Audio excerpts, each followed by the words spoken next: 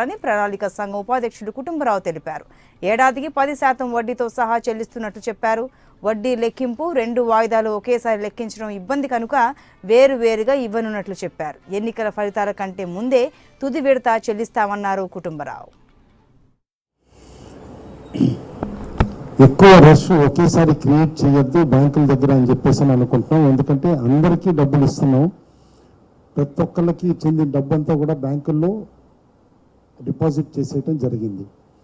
కొన్ని చిన్న చిన్న ఇష్యూస్ ఏవైతే వచ్చినాయో కానూరు ఇండియన్ బ్యాంక్ కానీ అట్లా వేరే చోట బ్రాంచ్ కానీ ఏది వచ్చినా కూడా ప్రతిదీ ఎమ్మటే వితిన్ 1 అవర్ అన్నమాట రిజాల్వ్ చేయటం కూడా జరుగుతుంది.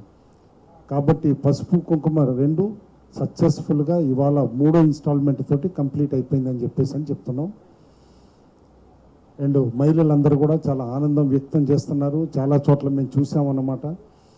ఈ చెక్కులు 4 గీసుకోవటానికని ఏదైతే కనుక ప్రతిపక్షాలు ఆరోపణలు చేసినాయో వారందరూ బిక్కమొహాలు వేసుకునే చూస్తున్నారు. కానీ ఇప్పుడు ఆ ప్రతిపక్షాలు ఎందుకంటే రాష్ట్ర ప్రభుత్వం ఇవ్వగలుగుతుందా లేదా అనే అనుమానాలు చాలా వ్యక్తం చేశారు. కాబట్టి ఇన్ని రోజులు దీంతో సమర్థవంతంగా 9,000 కోట్ల పైచీలకు అన్నమాట అమౌంట్ మహిళా సంఘాలకి ఇచ్చేయటం జరిగింది వాళ్ళతో. అదేవిధంగా ఇవాళ ఇంకొక చారిత్రాత్మక నిర్ణయం ముఖ్యమంత్రి గారు తీసుకున్నారు. ఏదైతే రుణమాఫీ ప్రోగ్రాం కంటిన్యూస్గా నడుస్తుందో అందులో ఇవాళ 4వ విడత రుణమాఫీ డబ్బులు కూడా రిలీజ్. ఆంధ్రప్రదేశ్లో రైతులకు మరో శుభవార్తను అందించింది ప్రభుత్వం. రైతు రుణమాఫీ 4వ విడత నిధులు రాష్ట్ర ప్రభుత్వం విడుదల చేసింది. మరింత సమాచారం మా ప్రతినిధి ఎంపీరావు అందిస్తారు. ఎంపీరావు, చెప్పండి, రైతులకు ఊరటనిచ్చే విధంగా సర్కార్ మరో శుభవార్తను చెప్పింది, వివరాలేంటి?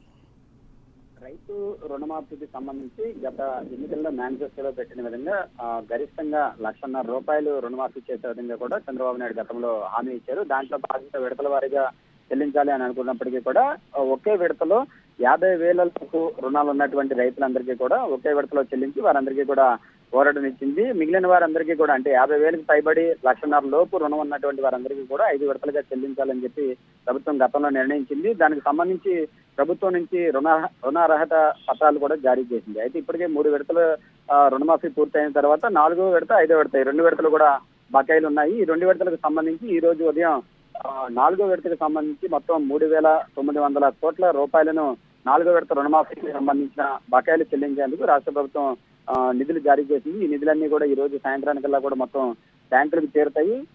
సుమారు మొత్తం రాష్ట్ర వ్యాప్తంగా 58 లక్షల మంది రైతులు ఉంటే వారిలో 30 లక్షల మంది రైతులకు పూర్తి స్థాయిలో రుణమాఫీ జరిగిపోయింది. మిగిలినటువంటి 30 లక్షల మంది రైతులకు సంబంధించి ఈ రోజు 4వ విడత బకాయిలు కూడా చెల్లించారు. ఈ రైతులందరూ కూడా ఇప్పటికే రాష్ట్ర ప్రభుత్వం ఇచ్చినటువంటి రుణార్హత పత్రాలతో పాటుగా వారికి సంబంధించినటువంటి ఏదైనా ఐడి కార్డు ప్రూఫ్ తీసుకుని బ్యాంకుకి వెళ్తే అక్కడ బ్యాంకులు వీరికి సంబంధించినటువంటి రుణాలను మంజూరు చేస్తాయని చెప్పి కూడా ప్రణాళిక సంఘం ఉపాధ్యక్షుడు కుటుంబంలో స్పష్టం చేశారు. అయితే వడ్డీతోడు సహా 10% ఏడాదికి 10% వడ్డీతోడు సహా ఈ రుణాలు మాఫీ చేస్తున్నట్లుగా కూడా కుటుంబరావు చెప్పారు. మరొకటి ఇంకొక విడత అంటే ఈ రోజు 4వ విడత బకాయిలు రిలీజ్ అయినాయి కాబట్టి మరొక విడత పెండింగ్ లో ఉంటుంది. దానికి సంబంధించి కూడా ఈ ఎన్నికల ఫలితాలు వచ్చేలోపు అంటే మే 23 తేదీలోపు 5వ విడత బకాయిలు కూడా చెల్లిస్తాము. అప్పటి వరకు కూడా ఇదే ప్రభుత్వం అధికారంలో ఉంటుంది కాబట్టి మే మొదటి వారం లేదా 2వ వారంలో చివరి విడత మాఫీ కూడా చెల్లిస్తామని చెప్పి కూడా రుణమాఫీ నిధులు కూడా చెల్లిస్తామని కుటుంబంలో స్పష్టం చేశారు. ఒక్కో రైతుకు కూడా ఈ 4వ విడత ద్వారా మొత్తం ₹39,000